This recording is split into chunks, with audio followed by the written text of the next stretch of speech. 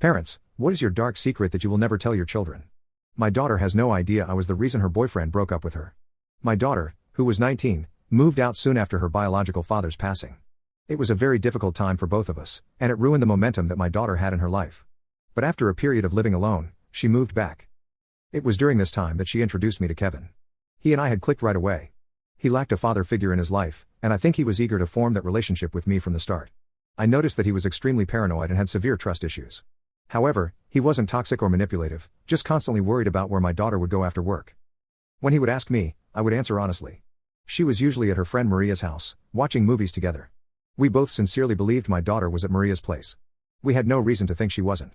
One night, after my daughter came home to pick up her phone to hang out with Maria, Kevin asked me to buy him some medicine. Kevin lived nearby, and he was having panic attacks. I had grown accustomed to making late-night errands for him. My daughter typically finished work at 4 o'clock and was usually home or at Kevin's place by 5:36 at the latest. By 6 p.m., she was nowhere to be found. I decided to text her before I left the house to inform her of my errand.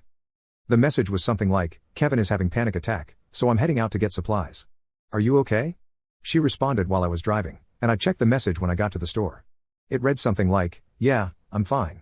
Maria needed help building a shelf she bought, so I'm staying here." A little later, I sent a message back saying, "Okay. Be safe," along with other fatherly sentiments. I was taken aback when I saw Maria at the cash register, smiling at me as I walked in. I hadn't forgotten that she worked there, but I had assumed it was her day off. Despite my initial shock, I forced a smile in return, but a wave of nausea overcame me. I attempted to rationalize the situation. Perhaps my daughter was building the shelf for Maria while Maria was at work. My thoughts were in disarray. I gathered the medicine, some snacks, for Kevin, then proceeded to the register. Maria initiated some small talk with me. I don't remember the exact words due to my faulty memory, but it went something like this. "Hi, Mr. Mike. How are you doing?" "I'm all right. I'm just picking up some supplies for my daughter's boyfriend," I replied. I remember she laughed then and said, "Speaking of your daughter, I haven't seen her in a few weeks. I need her to return my phone she borrowed. Can you tell her that?" I felt sick again. I didn't want to draw attention to my daughter, so I decided not to mention the stories my daughter had been telling me. I just smiled and assured her I would let my daughter know. I paid for my items and left quickly. I drove to Kevin's house and gave him the supplies, but I was at a loss for words. He was carefree, laughing and smiling. He asked me about my daughter's whereabouts. I couldn't bring myself to lie to him. So I answered honestly, "I don't know.